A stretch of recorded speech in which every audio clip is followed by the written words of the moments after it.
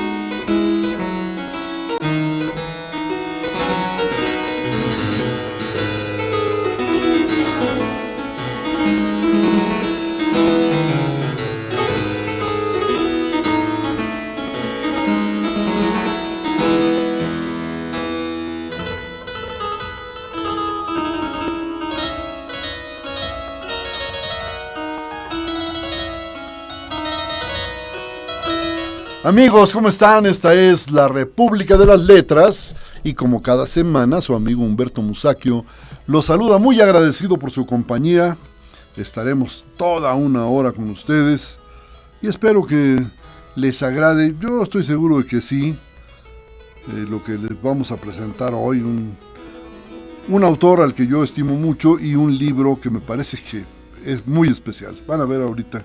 Estábamos escuchando música de un disco que se llama La Pléiade, clavecinistas franceses, y lo que escuchábamos era una chacona, chacón, así se dice en francés, bueno, es de un señor Gaspard Leroux, del siglo XVII, no, pues ya está viejo, no cabe duda, ¿no? Bueno, pues vamos a seguir escuchando fragmentos de este disco a lo largo del programa. Pero les quiero presentar a un señor que, bueno, me cae muy bien, pero además yo siempre he dicho que es muy buen escritor y que un hombre dedicado, interesado en las tareas intelectuales. Y bueno, pues ahora lo tengo aquí por fin, me da mucho gusto. Él es Iván López Gallo, tiene un apellido celebérrimo, los López Gallo. Yo estuve en la Escuela Nacional de Economía, ahora Facultad de Economía de la UNAM, y ahí el maestro López Gallo pues era una de las eminencias, fundadores de las librerías El Sótano. Bueno, son una familia de mucho peso en el ámbito intelectual. Iván, me da mucho gusto recibirte. Gracias. Y has escrito un libro muy interesante. Oye, pero antes de entrar al libro, yo te quiero preguntar, ¿qué estudiaste? Uy, mira, yo estudié, de pequeño quería ser abogado. Nadie es perfecto, ¿no? Lo sé, y bueno, quería ser presidente, imagínate, ¿no? Ajá. Terrible. Pero bueno, empecé a estudiar Derecho, estudié muy poco, me di cuenta de que ese no era mi camino. Estudié después Historia en la UNAM, en la Facultad de Filosofía y Letras, sí, al lado de sí. donde tú fuiste, te tocó ir en el ala de humanidades, sí. Nomás estábamos en los extremos. Así es. Y, bueno, sí nos dividía Derecho, ¿no? Filosofía y Letras, sí, Derecho, claro. y luego estaba Economía. Economía. Después, es uno de los grandes pendientes que tengo en mi vida, debo reconocerlo, terminar la carrera de historiador, la licenciatura como historiador, me faltan como 2 semestres, porque empecé a trabajar y después estudié Administración de Empresas. ¿También? Sí, soy licenciado en Administración de Empresas. Y te digo que nadie es perfecto. Sí, la vida te va llevando por caminos extraños. Sí, porque se me hace raro que una gente con vocación humanística estudie una cosa como esa, ¿no? Sí, el tema fue que empecé a trabajar y dije, necesito algo que me dé un respaldo en lo que estoy haciendo. Estuve trabajando muchos años en recursos humanos y por eso estudié Administración de Empresas. Uh-huh. Después ya te va llevando la vida, te va llevando tu camino. Tengo una maestría en narrativa y producción digital que tiene que ver con producción de cine, producción de televisión, pero lo que a mí me llamó mucho la atención y por eso la hice fue que más de la mitad de la maestría estaba encaminada a la escritura de guiones, a la forma de contar historias. Ajá. Entonces, es muy interesante, ¿no? El manejo que tenía esta maestría, le hice en la Panamericana, que te digo, sí veíamos temas de producción, veíamos temas de edición, pero nos enfocábamos mucho más al tema de la creación literaria, ¿no? Estaba muy enfocada especialmente de guiones. Uh-huh. Sí, pero tú sabes que, bueno, viendo Aristóteles, viendo formas es lo mismo escribir, en el aspecto creativo, quiero decir, ¿no? Porque habrá quien me diga, no, es que un guión tiene una técnica, claro, pero la creación, la delimitación del universo donde va a transcurrir tu historia, la caracterización de tus personajes, el desarrollo de la imaginación. Exacto, el buscar los nudos, los giros que va a tener tu historia, bueno, es bien similar en la literatura y en el guión para televisión o cine. Sí, ¿no? sí. Y entonces por ahí andamos, después hice un doctorado en administración, no me he recibido como doctor, estoy en el proceso de escritura de tesis. Uh-huh. Y soy licenciado en periodismo, un título por la... Si hiciera falta, claro, oye, qué bien. ¿Y dónde pones tantos diplomas? Es lo que yo no me explico. Debes tener muchas paredes en tu casa, porque si no... No, hombre, no. Para colgar tantos diplomas, imagínate. Ahí los tengo guardados. No es cierto. Pero así es, esa es la formación. A ver, y estás en el Instituto Mora. Así es. Ahí tienes tu base de operaciones, ¿no? Sí, estoy en el Instituto Mora desde el 2016. Ahí con ellos estoy trabajando temas de comunicación, su presencia en medios. Y les lleva las relaciones públicas, ¿no? Sí. Así es algo que les importaba mucho, ¿no? Aumentar su... El Mora es muy conocido, pero en el ámbito intelectual, entre historiadores, académicos, así es. Pero algo que estaba buscando la directora Diana Guillén es que la gente lo conozca más. Entonces, mi tarea es precisamente eso, ¿no? Abrir espacios en medios de comunicación para que los productos de la investigación de los profesores investigadores que tiene el instituto no se queden en un público selecto como ocurría anteriormente. No se queden solo en la academia, así que trasciendan, que sí, se trasciendan, ¿no? Socialmente. Eso me parece muy bien. Pues felicita, por favor, a la directora del Mora, porque es un instituto que produce mucho intelectualmente. Para hacer, ¿cuántos personas trabajan en el Mora, en la academia? En la academia, como profesores investigadores, debe tener menos de 60 sobre... Menos de 60. Así y la es. producción que tienen, ya la quisieran muchas universidades, ¿eh? Y bueno, es puntal en, por ejemplo, lo que es cooperación internacional. Uh-huh. El Mora fue pionero en México y es una de las cabezas en este tema, ¿no? Uh-huh. Sobre eso y no es un anuncio, es la realidad.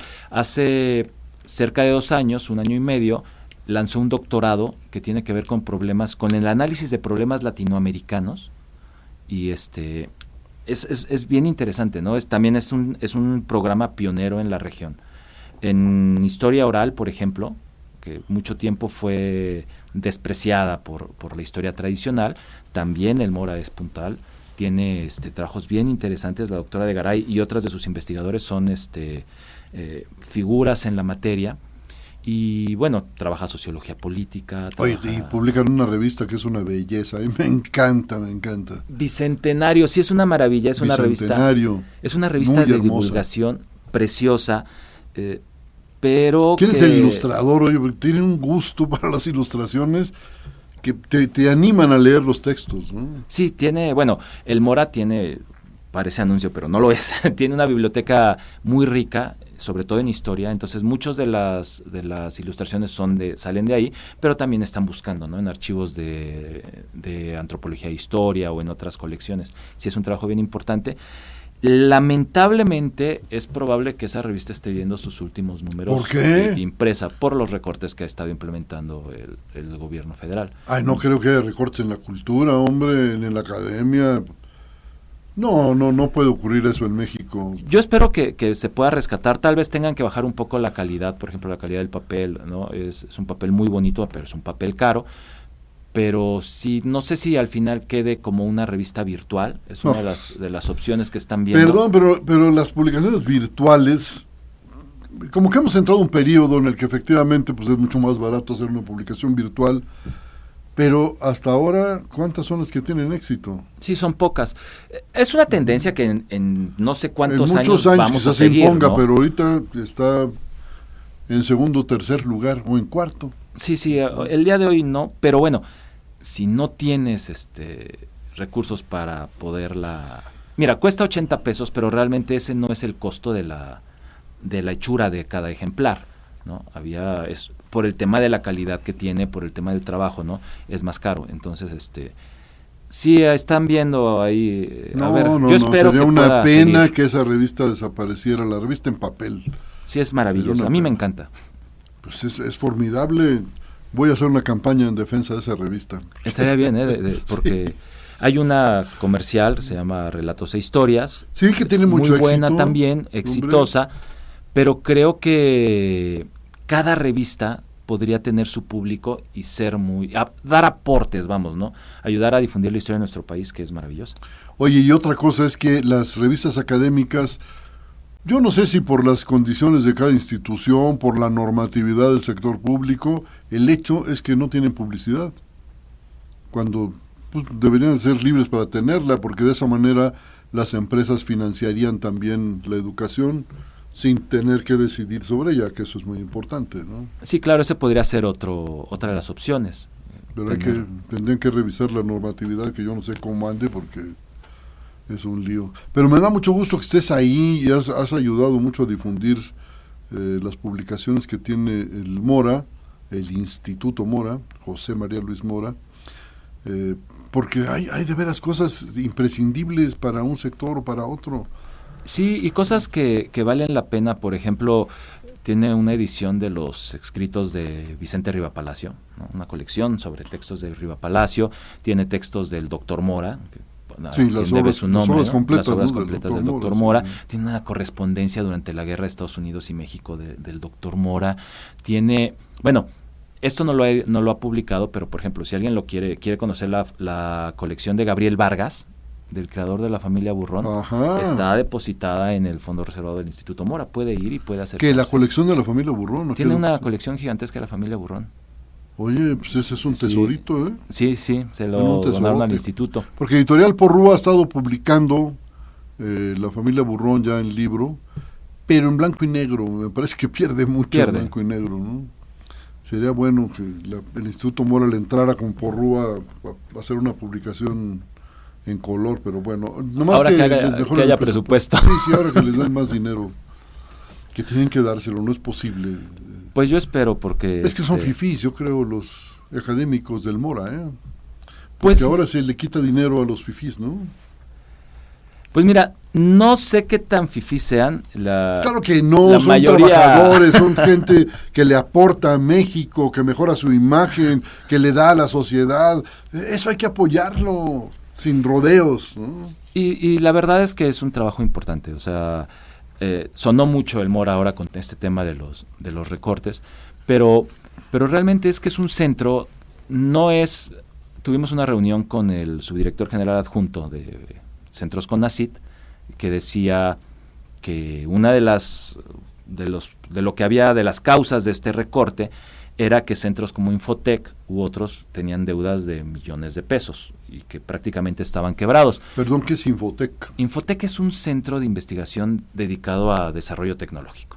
Es uno de los centros del CONACYT, uno de los 27 centros públicos de investigación de CONACYT. Entonces, si los de Infotec deben, ¿hay que castigar al Mora o cuál es la lógica ahí? No entiendo. Pues lo que yo entendí, y esto lo digo a título estrictamente personal, fue eso, que ellos descubrieron que en algunos centros habría malos manejos y había un tema de que estaban en números rojos y que entonces había a todos que recortarles la cantidad que se gastaba en contratos con terceros, ¿no? Y es ahí un tema de que decían ellos, a los trabajadores que se despidió por honorarios es porque estaban etiquetados en un rubro que correspondía a servicios de outsourcing. Si hubieran estado etiquetados en el rubro que les corresponde, no los habríamos tocado. Y dices, a ver, espérame. Ok, podrían reetiquetar y hacer un análisis. No, la realidad es que no hubo un diagnóstico. Esto es como las guarderías, ¿no? Hubo corruptelas en algunas guarderías, pues entonces le sonamos parejo, ¿no? Así es, pero fíjate que hay que reconocer que se ha sentado CONACYT con la dirección del Mora y con la gente de Hacienda y están analizando las cosas y es probable que haya una marcha atrás en ciertos recortes que se le habían aplicado al instituto, parece ¿no? absurdo y antinacional que se haga eso de los recortes a las instituciones académicas. Que bueno, déjame decirte nada más, que el Mora era de los pocos centros, que tenían números rojos y generaba recursos, generó números negros. Sí, perdón, que no estaba en números rojos. Hay algunos que están bien, o sea, que no tuvieron ese problema. El Mora es uno de ellos, y el Mora incluso tuvo una generación importante de recursos propios. Bueno, pues... Ay. Bueno, yo no voté por los recortes, voté porque creí que este país iba a encaminar a cosas mejores. Sí, pero me da mucha tristeza, me da, no sé, como que yo digo, a ver, México necesita estimular a sus creadores, a sus intelectuales, son el motor de toda sociedad. Entonces, restringir los recursos, por ejemplo, en el ámbito cultural, les redujeron, hoy tiene la Secretaría de Cultura tiene menos de la mitad de lo que llegó a tener con Consuelo Sáizar, menos de la mitad. Sí. ¿Y han pasado cuántos años? Lo platicamos en la semana, mi querido Humberto. Yo creo que es cierto, tienen que transparentar temas como el de las becas del FONCA, ¿no? Tienen que, pero no puedes eliminar, es como el tema del seguro social, el tema de las medicinas, no puedes, yo desde mi personal punto de vista creo que antes de hacer una reingeniería, pues tiene que haber un diagnóstico. Tienes que ser muy cuidadoso. Creo que ese fue el problema que hubo, ¿no? A nivel de gobierno federal y los recortes. Es cierto, transparentemos las cosas, que no se vuelvan las becas o la academia el mercado o el imperio de algunas personas, ¿no? Pero tenemos que ser bien cuidadosos. Que no haya corrupción, hay que atacar la corrupción, no atacar a las instituciones, pues sí. Creo que ese es el asunto. Así es. Pues mi querido y nunca bien ponderado Iván López Gallo, ¿qué se siente ser de esa familia tan célebre, oye? No, bueno, te agradezco, no, normal. Pues, ¿qué se siente el apellido que llevas tú? No, Pesa bastante, llegas a algún lugar, Humberto Musacchio, pásele maestro, por favor. Mi padre llegó a Veracruz a trabajar de albañil porque tenía que sobrevivir, como todo inmigrante, pues. Yo por eso estoy por apoyar a los migrantes, porque todos los seres humanos descendemos de migrantes, todos. De acuerdo, todos, totalmente de acuerdo. Los indígenas más puros que me puedan presentar son descendientes de los que llegaron por Alaska.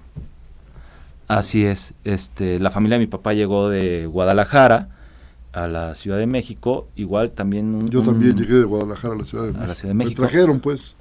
Sí, mi papá nació, la familia de mi papá es de Yagualica, de un pueblo de Jalisco, de Los Altos. Claro. A él le tocó nacer en Guadalajara y tenía mi abuelo, al que no conocí, murió antes de que yo naciera, tenía un rancho y lo vendió, se iba a venir para acá, le encargó el dinero a un sacerdote y le dijo, oiga, y se lo encargo, me voy a instalar, regreso por él.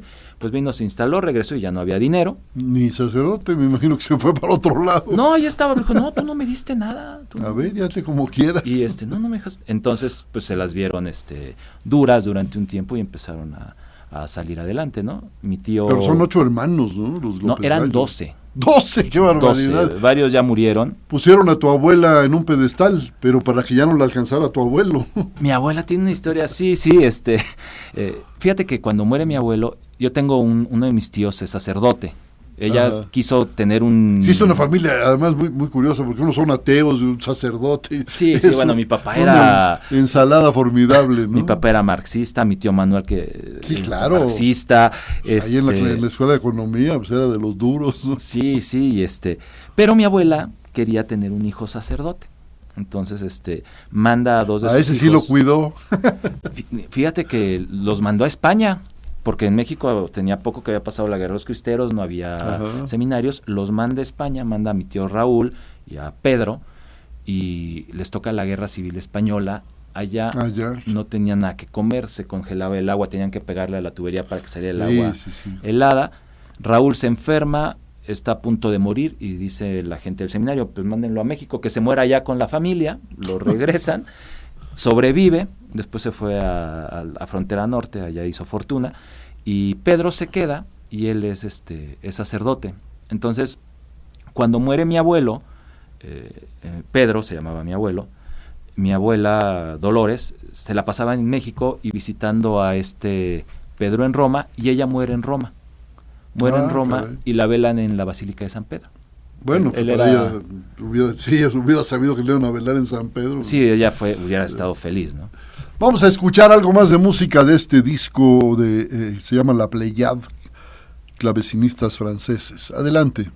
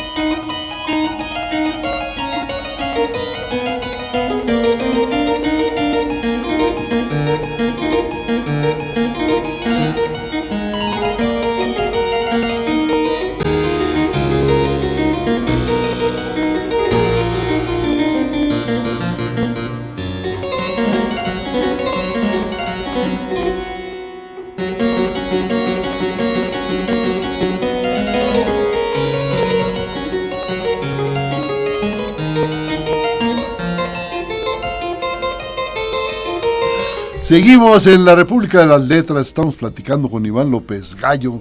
Ese apellido López Gallo es de mucha tradición, ya lo estábamos aquí platicando. Y escuchábamos también de este disco La Pléiade, la Rapel de... A ver, voy a pedirle ayuda a una querida amiga que está aquí en el estudio para que me diga cómo se pronuncia esto, porque francamente, ¿cómo se pronuncia, por favor, esta... La número 2. Tú fuerte, ándale, a ver, dímelo, la Rapel.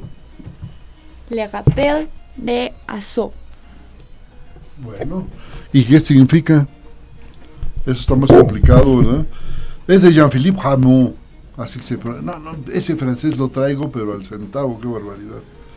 Pues sí, estoy yo platicando con un tal Iván López Gallo, ¿no? Un amigo queridísimo, un hombre disciplinado, tenaz, buen escritor. Bueno, al ratito voy a platicarles de un libro que acaba de publicar, pero antes quiero que me siga hablando de él, de su familia, del medio en el que se ha desarrollado. Oye, eres, aparte de todos estos títulos académicos que tienes, mi querido Iván, ¿eres taekwondoísta o cómo se dice estas cosas? Puede decirse taekwondoísta o taekwondoín. Experto en artes marciales. Hacemos taekwondo desde hace más de 20 años, sí. Más de 20 años, qué barbaridad. Sí. Y haces pesas también, porque estás muy musculoso. Hago CrossFit. ¿Qué es CrossFit? Perdón. El CrossFit es lo que hace el CrossFit es un sistema que crea un norteamericano, se me fue el nombre ahorita, el alemán, ya sabes que te ataca, ahorita no me acuerdo del nombre. Alzheimer, es terrible. Lo que hace el CrossFit es combinar movimientos funcionales, ejercicios funcionales como abdominales, sentadillas, lagartijas, Ajá, con ejercicios gimnásticos, hacer barras, por ejemplo, o aros, y movimientos de levantamiento de pesa, ¿no? Movimientos de levantamiento de pesas en Juegos Olímpicos se llama arranque o envión, y manejas eso, haces ejercicio con pesas rusas, y la idea del CrossFit es hacer trabajo intenso pero durante cortos periodos de tiempo. Entonces, por ejemplo, alguien que va al gimnasio lo que hace es no sé, está haciendo press de pecho, ¿no? Se acuesta y está con la barra haciendo press de pecho y hace repeticiones de 10, descansa un momento y vuelve a hacer repeticiones de 10, pero es un trabajo más pausado. Esas cosas las sabe muy bien nuestro productor William Yarmes. Sí, es más pausado, más muchas veces dicen que tienes que trabajar buscando el fallo, ¿no? Muscular, que donde ya no puedes, tienes que llegar al momento en el que ya no puedas en el gimnasio, estás aprovechando ese ejercicio. El CrossFit dice no está mal lo que hacen en el gimnasio, pero nuestro sistema es distinto. Uh-huh. Lo que tienes que hacer es, por ejemplo, haces 10, el mismo press de pecho, ¿no? Lo haces 10 y después tienes que brincar la cuerda 100 veces y después tienes que hacer lagartijas y después tienes Oye, que... ¿cuántas horas le dedicas al gimnasio? ¡Qué bárbaro! No, es un trabajo rápido. En diario entrenas cerca de... Bueno, si te quieres dedicar a ir a competir a los CrossFit Games o cosas similares, sí tienes que trabajar mucho más, pero una persona que tenga sus actividades, que vaya a estudiar, a trabajar, con 1 hora que trabaje al día puede obtener buenos resultados. Yo trabajo cerca de 1 hora al día. ¡Qué bárbaro! No, hombre, yo me levanto, me estiro bien, sí, porque luego está uno todavía modorrado, ¿no? Y pues ya. Pero fíjate que el estiramiento es básico, sí deberíamos todos al despertar estirar. Oye, ¿y eres entonces taekwondoín? ¿Lo dije bien? Sí, perfectamente. ¿Practicas taekwondo? Así es, desde hace 20 años, un poco 20 más. 20 años. ¿Eres qué dan? Sexto dan. ¿En una escala de hasta cuántos dan? Mira, la filosofía del taekwondo dice que hay 9 danes. Uh-huh. El 9 sería el dan más alto porque el 10 es la perfección, entonces se dice que un hombre no puede ser perfecto, no podría tener el 10º dan. Se han otorgado, sí, pero es un homenaje a algún gran maestro cuando muere. En plan honorífico. Así es, y cuando muere. Sí. Hay artes marciales que tienen 10º, 14º, 15º danes. Bueno, cada una tiene su forma de pensar, ¿no? Uh-huh. El taekwondo, como lo enfocamos nosotros, son 9 danes. Bueno, le estoy preguntando a Iván López Gallo estas cosas porque acaba de publicar un libro que yo no soy precisamente muy afecto a los deportes, pero me interesó porque aborda el asunto de una manera muy especial, para empezar con muy buena pluma. Gracias. Es para mí todo un mundo, es el descubrimiento de un mundo. El libro se llama El camino de un guerrero y es una biografía, vida y legado de Isaías Dueñas, con prólogo de Manuel Mondragón y Calva. Así me es. Imagino, ¿verdad? Es una edición de Porrúa, de Editorial Porrúa, y me interesó porque, bueno, como no sé nada de esto, para empezar, pero encuentro que no solo pues se trata de una cosa física, sino que hay, pues no sé, una disciplina mental también en estas cosas, en las artes marciales en general, ¿no? Así es, sí, las artes marciales tradicionales tienen un tema físico, el trabajo del cuerpo, pero eso te permite desarrollar aspectos que tienen que ver con tu forma de ser, ¿no? Hay valores que se van trabajando, el respeto, la disciplina, la perseverancia, el control, el dominar tus emociones, ¿no? Son cosas que por medio del ejercicio físico tú vas reafirmando.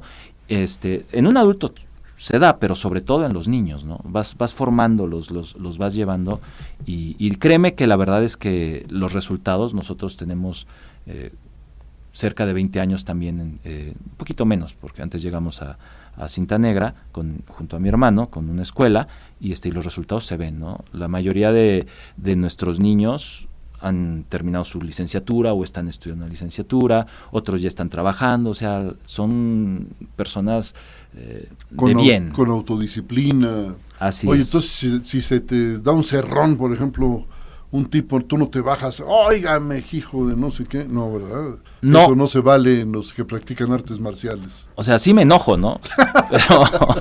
Y digo, hijo de la guayaba, pero no, tienes que... el tema del control, del autocontrol es bien importante, ¿no?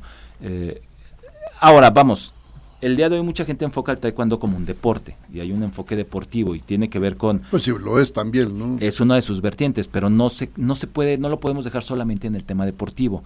Si nosotros le quitamos este aspecto marcial, este aspecto filosófico, y solamente nos ponemos a dar patadas, o a competir, ¿no? Que es uno de sus aspectos, está perdiendo la mayoría de su riqueza. Entonces, probablemente si alguien que tenga este enfoque, le dan un cerrón y se baja y le mete una patada en la cabeza al conductor del otro coche, ¿no? Pero bien enfocado, visto como una disciplina, como un arte marcial, tiene que ver, te digo, este tema de controlarte. Yo sé pegar, yo sé golpear, pero para no tener que hacerlo, ¿no? Te pongo un ejemplo. todas las formas, seguramente la gente los ha visto en películas o que de repente dicen que son katas. Kata es en japonés, es el término japonés, el taekwondo es coreano, entonces el término sería pumse. Todas las formas de taekwondo, todos los pumses de taekwondo empiezan con una defensa, todos. Lo que tiene que ver con que es una disciplina de defensa personal. Entonces, tú desde el principio le dices a un niño, a ver, tú no vas a llegar a pegar, tú no vas a pegar, ¿no? Y si pegan, bueno, se habla con ellos y si no, se les castiga. Tú, en todo caso, te vas a defender. Si te pegan, te defiendes, pero te defiendes la defensa es acorde a la agresión. O sea, si un niño te empuja, tú lo empujas y dices, no me molestes, y te vas. Si te pega, te defiendes, pero no lo vas a lastimar, ¿me explico? O sea, tienen que ser muy responsables. Sí, tiene que ser muy medido el asunto. Muy medido y complicado. responsable, exacto. Y es un trabajo que se va llevando. Hay niños, obviamente todos somos diferentes, hay niños que lo entienden desde un principio, van entendiendo esto, con otros hay que trabajar un poco más, pero realmente sí se siente, o sí se ve el cambio, ¿no? Yo sí le recomiendo y quiero aprovechar a quienes nos escuchan que si tienen niños pequeños, los encaminen, busquen una escuela de artes marciales, sirve el karate, sirve el taekwondo, el judo, porque realmente la formación o la contribución a la formación de los pequeños es importante. Hombre, pero también los golpes son muy duros, ¿no? Mi hijo lo metimos a judo y no, se retiró porque Sí, no le gustó, es gente de paz. Bueno, después nos metieron en unas artes marciales brasileñas. A jiu-jitsu. O capoeira. Bueno, capoeira. Ajá. El capoeira tiene una historia interesante. Dicen que es un arte marcial que practicaban los esclavos. Ajá. Y entonces, para no ser reprimidos, lo empezaron a disfrazar con música y es una especie de Sí, como de que baile, bailan, sí. pero que ahí estaba, que lo que hicieron para que sobreviviera fue esto, ¿no? Los esclavos africanos. Sí, claro. Fue disfrazarlo. Es bien interesante el capoeira. Bueno, pues... Y yo creo que estas disciplinas, si ayudan a formar buenos ciudadanos, pues vengan, ¿no? Y créeme, mi querido Humberto, que sí ayudan, sí ayudan. Yo creo que una de las... Bueno, la situación por la que atraviesa México solo la vamos a remontar con educación. Y yo creo que serviría, no porque yo lo... Bueno, sí, porque yo lo practico, puedo decir Sí, que claro. funciona, ¿no? Claro que sí, claro que sí. Es importante. Y te permite salir adelante. Oye, pues escribiste y publicaste este libro, El camino de un guerrero, de Iván López Gallo, amigos, búsquenlo. Vida y legado de Isaías Dueñas. Ahora cuéntanos quién es Isaías Dueñas. Isaías Dueñas, el maestro Isaías Dueñas. Vamos a hacer una aclaración rápido porque de repente me va a escuchar gente que sea de taekwondo. Entonces, si yo digo Isaías Dueñas, me van a regañar o me van a decir eres un irrespetuoso, ¿no? Es el Porque maestro. en ese ámbito sí hay un gran respeto por Así es. por los que saben más. Ajá. Así es el maestro Isaías Dueñas, o el sabonim, que es un término coreano para decir sabonim, o el kwanyanim, que es cabeza de escuela. Para efectos de nuestra charla, si te parece bien, vamos a decirle Isaías Dueñas, acotando que es el maestro Isaías Dueñas, ¿no? Entonces, Isaías Dueñas es una de las máximas figuras que tienen las artes marciales en nuestro país, no solo el taekwondo. El taekwondo, hay que también decirlo, quienes lo practicamos, estamos de manteles largos, estamos de fiesta, porque se están cumpliendo 50 años de su llegada a nuestro país. ¿Quién lo trajo? El taekwondo, Manuel Mondragón, que es quien hace el prólogo de este libro, es un personaje importantísimo. Y fue un político también, que ocupó altos cargos. Así es, hasta hace muy poco. Hizo algunas declaraciones que fueron muy controvertidas, en fin, sí. Así es, pero Manuel Mondragón... Dicen que es un gran bailarín. Fíjate que yo no lo he visto bailar. Me dijo una gente que trabaja con él, Sí, es extraordinario bailarín. Pero sí se ve, o sea, es un hombre de un carácter muy fuerte, pero muy alegre, ¿eh? Entonces sí, yo sí no lo he visto, pero sí me lo imaginaría bailando en una fiesta. Él es médico, ¿no? Pero también toda su vida ha sido practicante de deportes, ha tenido una vida deportiva bien intensa. Cuando él era joven, lo que se practicaba en México era el judo. Entonces él era practicante de judo, era cinta café, y un día le fueron a decir que había llegado un maestro de karate. Ajá. Y él dice, pues karate, ¿qué es eso? ¿No? Y dice, pues sí, es algo como lo que hacemos, pero sin barridas, hay golpes, hay patadas. Y van a buscar al maestro de karate, él y un amigo suyo, Carlos Vila se llama, y le piden que les enseñe. El maestro se niega, él les dice, no, yo no vengo a enseñar, y menos a los occidentales, ustedes no tienen los conocimientos para entender lo que es el karate. La mentalidad, la mística. Así es. Y ellos le insisten hasta que acepta empezar a darles clase, y ponen una escuela en un departamento que era del papá de Manuel Mondragón y Calvo. Después se van a otro local, total que al final este maestro se regresa a Japón, empieza a trabajar, le recomienda a otros maestros con los que Mondragón rompe, tiene un problema y les dice que se termina su relación, y entonces empieza a buscar un maestro para su escuela. ¿No? Pues necesitaba él ya tenía conocimientos avanzados de karate, pero él por su carrera política, por sus actividades, no podía estar metido en la escuela, entonces busca un maestro, pero los japoneses le cierran la puerta. Ni la gente de Shitoryu ni la gente de Shotokan le quieren mandar un instructor porque había roto con sus paisanos. Y entonces Manuel Mondragón y Calvo va a Estados Unidos con Jack Wang, un maestro coreano, y le pide un instructor de algo que en ese momento se conocía como karate coreano. Se tiene que ser de karate coreano. Yo me acuerdo que sí le decían, sí, karate coreano. Fíjate que yo en los 80s yo me acuerdo que, la verdad no tengo bien presente el año, pero sí llegué a ver escuelas que tenían karate coreano. El karate coreano, pues después converge, o es lo que hoy es el taekwondo.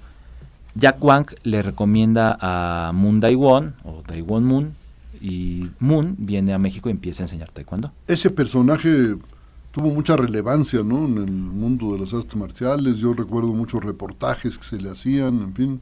Así es, sí, el profesor Moon fue un extraordinario practicante de artes marciales, fue campeón en Estados Unidos varios años seguidos. Él llegó a pelear con Chuck Norris, sale por ahí en una película mexicana. También. Un hombre famoso, un hombre reconocido. Y él es quien, ya tenía un reconocimiento importante en Estados Unidos cuando viene a México, era muy joven, y empieza a enseñar en la escuela de Manuel Mondragón. Ajá. Más o menos, ya estaba Moon aquí en México enseñando, el profesor Moon ya estaba enseñando, cuando el maestro Isaías empieza a practicar. O sea, Isaías Dueñas tiene... A ver, antes de que pases a eso, en tu libro mencionas también el papel que jugó Mondragón y Calvo en la introducción de estos... Ya me dijiste que pusieron una escuela en un departamento. De su papá, sí. Que luego se cambiaron. Pero parece que Mondragón y Calvo ha tenido una presencia mucho más amplia, ¿no?, en este mundo de las artes marciales. Lo dices aquí en tu libro, mencionas algunas otras cosas. Y por cierto, el prólogo de Mondragón me sorprendió, pues, porque yo no le conocía sus habilidades como escritor, pero es autor de un libro, incluso tú lo mencionas aquí. Sí, escribió sus memorias, se llama Memorias de una travesía. Memorias de una travesía, sí, es un libro que no conozco, lamentablemente. No, porque no lo ha comercializado, él lo dice en su libro. Hay una edición de autor para consumo íntimo. Se lo pedía a su familia, entonces lo escribe para su familia y un grupo de amigos. Cuando yo charlé con él, tuve la suerte que me lo regalara, ¿no? Y me ha servido. No habla tanto de las artes marciales, les dedica un capítulo, habla más bien de cómo empieza o cuál es su desempeño en el servicio público, habla un poco de su vida. Y, por ejemplo, él participó muy fuerte en el pentatlón deportivo universitario también, ¿no? Hasta donde yo sé. Fíjate que ese dato sí no lo tengo. Isaías Dueñas lo hizo también, relevante. Pero Mondragón estuvo tirando, ¿no? Sí, dicen que es tirador experto también. Sí. Vamos a seguir conversando sobre este libro, El camino de un guerrero, de Iván López Gallo, Vida y legado, de Isaías Dueñas. Pues después de una musiquita, pongamos algo de este disco, La Pleiad.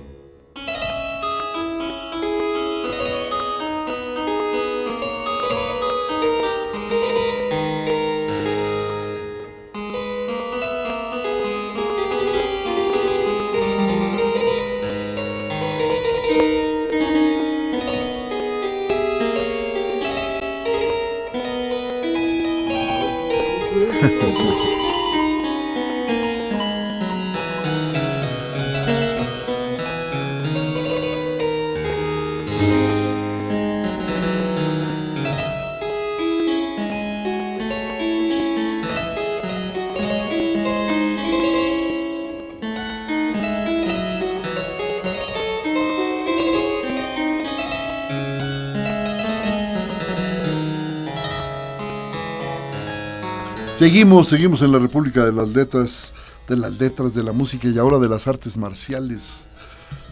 Iván López Gallo, autor de El camino de un guerrero, vida y legado de Isaías Dueñas. Búsquenlo, amigos, búsquenlo, de veras, porque de repente me encontré con un mundo que yo desconocía de todo a todo y tiene muchas cosas interesantes. El prólogo es de Manuel Mondragón y Calv. Y bueno, pues, oye, ¿quiénes son? Julia Constanza, Jesús Emiliano y Victoria. Son mis sobrinos. ¿Son tus sobrinos? Sí, ¿También practican taekwondo? Pues Victoria sí. Victoria tiene 5 años. ¡Ay, practica taekwondo a los 5 años! ¡Qué barbaridad! Y Chuemi, o Jesús Emiliano, Ajá. tiene 1 año y medio, entonces Bueno, pero va para allá. ¿Tú ya lo vas a llevar? Me imagino que sí, no vas a perdonar. ahí lo tiene mi hermano, porque te digo que está en la escuela, él está muy metido en esto, y lo mete a calentar con los niños chiquitos, con los preescolares, y él ya anda corriendo y haciendo sentadillas, y bueno, Julia tiene 6 meses, entonces Bueno, chiquitita. pero ya llegará el momento. Le llegará. Oye, y Isaías Dueñas es jalisciense, Isaías Dueñas no, Isaías Dueñas nace en la Ciudad de de México. familia jalisciense. De familia jalisciense. Como tú. Así es. ¿Y eso qué? ¿Te ayudó a identificarte con él o qué? No, fíjate que necesitas poco para poder identificarte con él, porque es un hombre muy abierto, muy ameno, muy agradable. Ajá. En las artes marciales y en muchos ámbitos de la vida se da que de repente hay ciertos personajes, por ejemplo con el profesor Moon, si alguien quería acercarse, se paraba alguno y ¿qué quieres? ¿No? Y no cualquiera podría. Porque es más en la tradición oriental, ¿no? De guardar las distancias con los de arriba, ¿no? Sí, bueno, hay unas cosas orientales que sí llegamos a no entender, ¿no? Alguna vez uno de sus maestros, no voy a decir nombres, pero fue a decirle, coreano, Ajá. fue a decirle que se retiraba de su asociación, que iba a trabajar ya solo, y le empezó a pegar, y él nada más agachaba la cabeza y se dejó pegar, ¿no? Y quien me lo contó dice, no, a mí me pega. Y yo le digo, no, espérese, no me pegue, ¿no? Que le dio sus sopapos, ¿o qué? Le dio sus sopapos, porque le fue a decir que se iba, ¿no? Y el otro, los dos eran coreanos, lo bajó la cabeza y dejó que le pegara. Bueno, son Entonces idiosincrasias son diferentes. Entonces mucha gente se le quieren acercar y es muy cerrada, pero él no. Cualquier persona que se le acerca, persona con la que platica, con la que se toma el tiempo. Mexicano al fin, pues sí. Muy, muy abierto. Entonces, y muy agradable, buen conversador. No necesitas mucho para identificarte con él. Oye, me sorprendió que un deportista tan destacado, ahorita vamos a mencionar todos los títulos que ha ganado, hiciera una carrera universitaria, es abogado. Así es, él es licenciado en Derecho, sí, combinó el estudio con la práctica deportiva. Ajá. Y lo cuenta en el libro, ¿no? De repente había maestros que lo reprobaban porque no iba a clases, pero bueno, es que andaba en Estados Unidos o andaba en Europa compitiendo, y dice, bueno, no es su culpa, ellos hicieron lo que tenían que hacer, ¿no? No tenían por qué estar enterados de lo que yo hacía, y me reprobaban, y que algunos lo ayudaban, le decían, voy a poner a alguien que te ayude a estudiar. Se iba a examen extraordinario o a título de suficiencia, iba saliendo. Así es, poco a poco iba avanzando, ¿no? En la nota previa de tu libro habla de la trayectoria de Isaías Dueñas. Sí. Participó en el primer campeonato mundial de taekwondo y obtuvo el 3er lugar general por equipos, creo, entiendo, ¿no? Sí. Campeón mundial de ¿qué es full contact?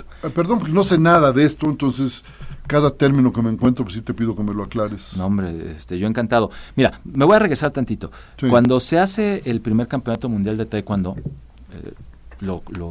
son los coreanos, los creadores del taekwondo, quienes empiezan a convocar a este primer campeonato mundial. México, se enteran en México, bueno, estamos hablando de 1973, las comunicaciones estaban mucho más limitadas que el día de hoy, y México decide ir, la gente decide armar un equipo e ir a competir, pero había un pequeño problema, ellos nunca habían competido en taekwondo, nunca. Todas las competencias en las que habían entrado eran de karate, bajo el reglamento del karate, en el que el contacto no es completo, en el que se marcan los puntos de una forma, y entonces ellos no tenían idea de a lo que se iban a enfrentar en Corea. De repente les dice su maestro, y todo eso está en el libro, es bien interesante, pues hay que usar petos. Hoy todos sabemos que es el peto, es como un chaleco que sirve para que se marquen los puntos, ¿no? Incluso el día de hoy ya son electrónicos, el peto ya marca. Sí, marca el contacto electrónicamente, sí. Así es, ya no estás dependiendo de que el juez lo vea. Pero en ese momento ellos dicen, petos, pues son como chalecos, pues hay que hacerlos. Pues ¿cómo los hacemos? Pues consiguieron lona con la que se hacían las telas de los barcos, dice que era muy áspera y te pelaba el pie cuando le pegabas.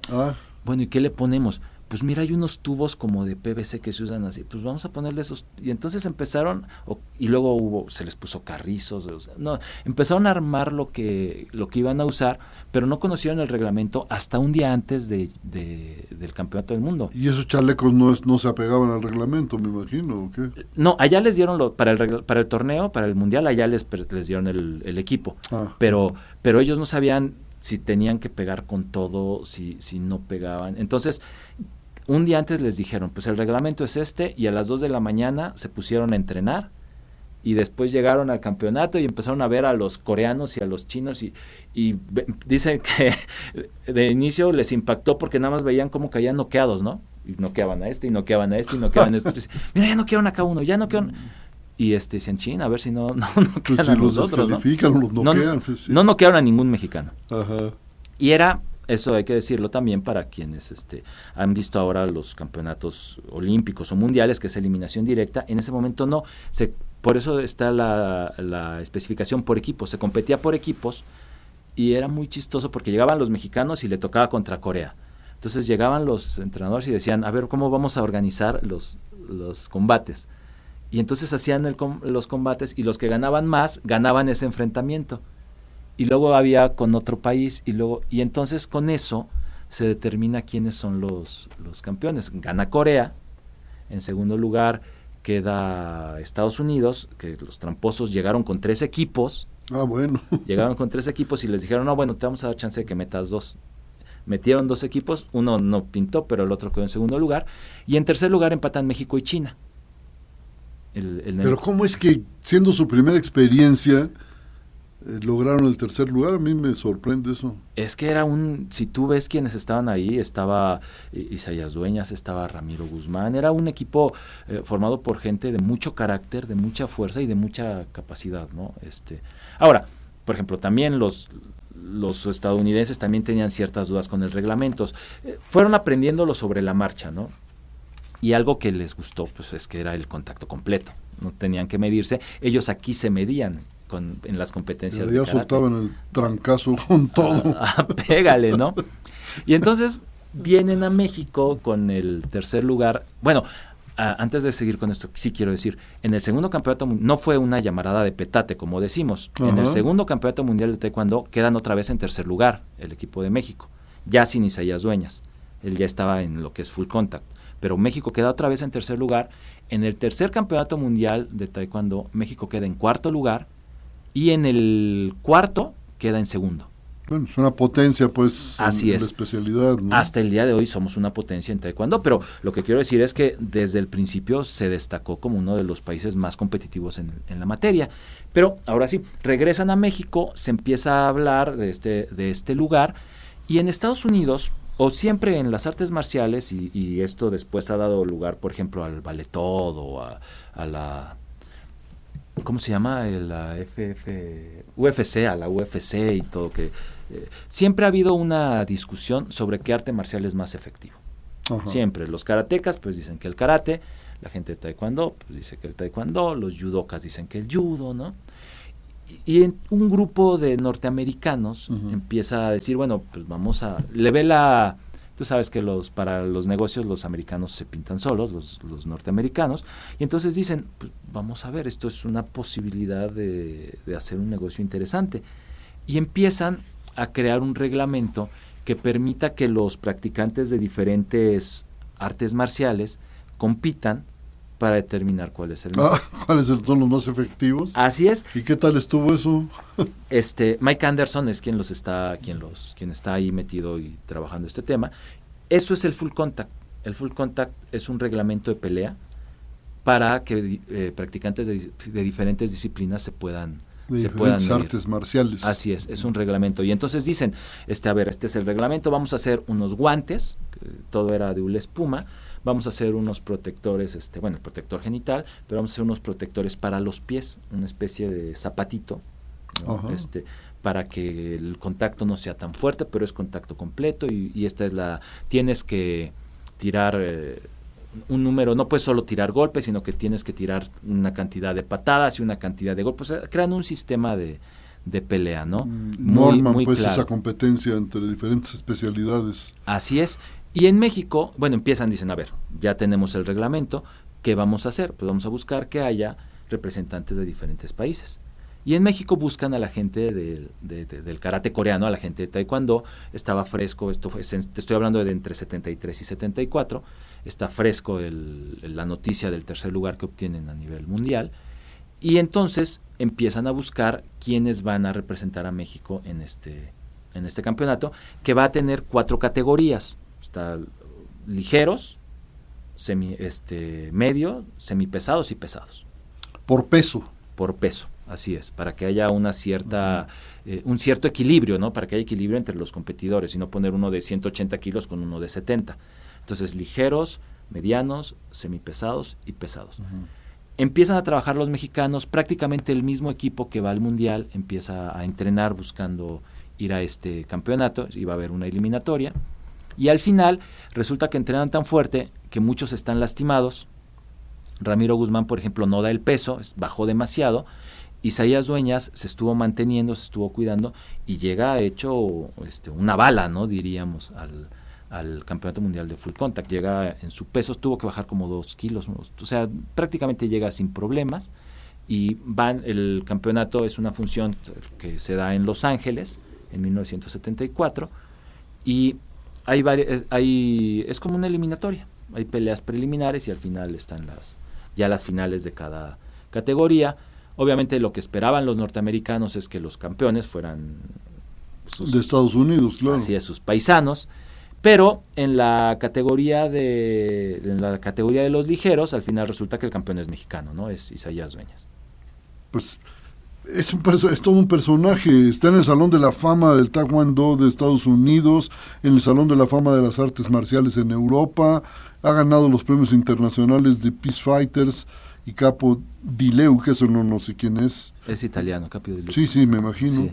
En la categoría de Arte, Cultura y Deportes estuvo nominado a la Medalla al Mérito Deportivo que otorgaría por primera vez la Cámara de Diputados en nuestro país, la cual, al cabo de escribir estas líneas, dices tú en el libro, aún no ha sido entregada. Qué bonito, ¿no? Ya no supe qué pasó con ella. Es que los políticos prometen, pues, ¿qué querías? Que cumplieran también, no, es mucho pedir.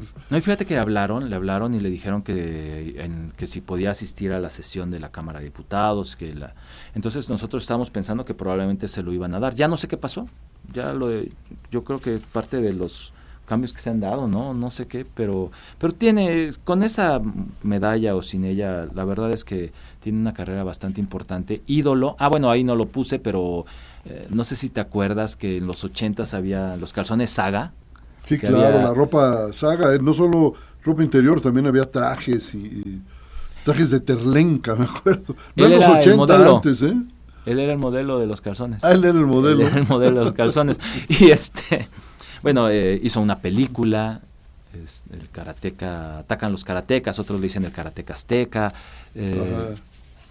Era un ídolo en Europa, era famoso, llegaba a algún lugar. Es que en YouTube hay un video donde están presentando al equipo americano, o sea, eran mexicanos, norteamericanos, en un dual meet contra franceses, y cuando lo presentan a él se cae el gimnasio, ¿no? Isaías Dueñas, si se escucha en ese ámbito es muy conocido. Así es. Ajá.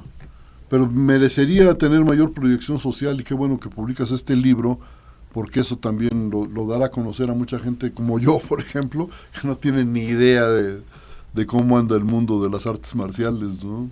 Es interesante. Sí, yo espero que esto, mira, lo que queremos el objetivo es darlo a conocer, ¿no? Hacerle un homenaje.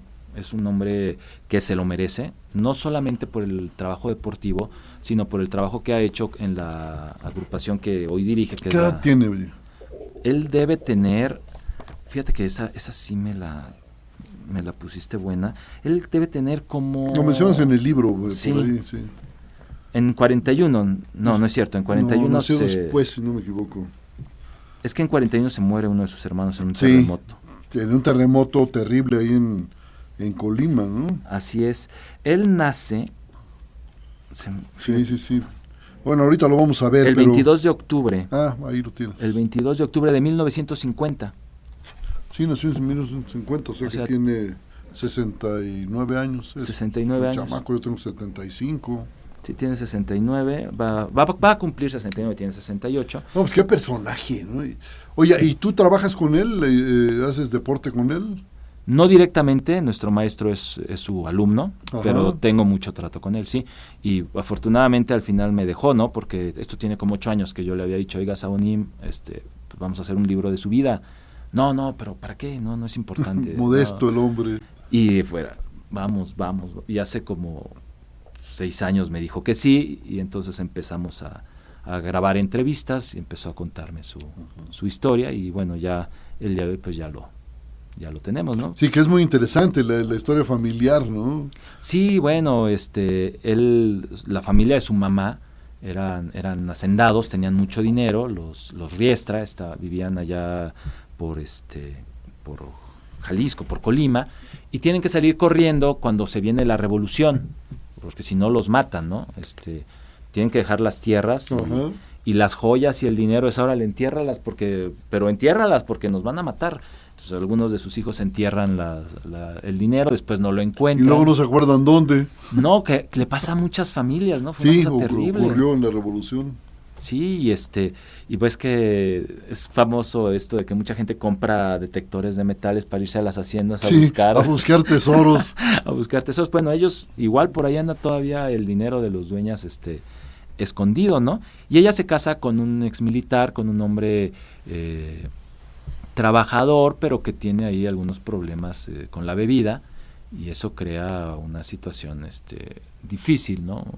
Que pues sí. En la familia tienen que separarse. Yo no quisiera contarlo, mejor que lo lean en el libro. Que lo lean y que compren este libro. Búsquenlo, amigos. El camino de un guerrero, por Iván López Gallo. Vida y legado de Isaías Dueñas, con prólogo de Manuel Mondragón. ¿Por qué no le pusieron el ICALB, que él lo usaba, no? Pues a veces Editorial Porrúa. No, pero es para mí, insisto, para mí que soy neófito, fue muy interesante enterarme de tantas cosas que no me imaginaba. Para empezar, yo nunca me cayó el 20 de que Manuel Mondragón y Calv tuviera tanta importancia para el inicio y desarrollo de las artes marciales en México. Eso fue un descubrimiento. Ya nos vamos a ir, Iván López Gallo, autor del Camino de un Guerrero. Ya nos vamos a ir, pero bueno, la recomendación para que busquen tu libro está hecha, supongo que está en todas las librerías, Editorial Porrúa distribuye bien. Sí, y rápido, también si quieren informes o algo, sí, pueden escribir a edicioneslogo@gmail.com o pueden hablar al 55 48 16 84 12 o al 55 30 44 09 10, y ahí cualquier cosa, cualquier duda que tengan. ¿Tienen algún correo? edicioneslogo@gmail.com. Bueno, ya lo saben, amigos, ya nos vamos. Muchas gracias, Iván, por estar aquí. Al contrario. Muchas gracias, Brenda, por tu traducción. En los controles estuvo Pablo Hernández, en los teléfonos Verónica Díaz y Pilar González, y en la producción ese señorón de la radio que se llama William Yarmes. Hasta la próxima semana.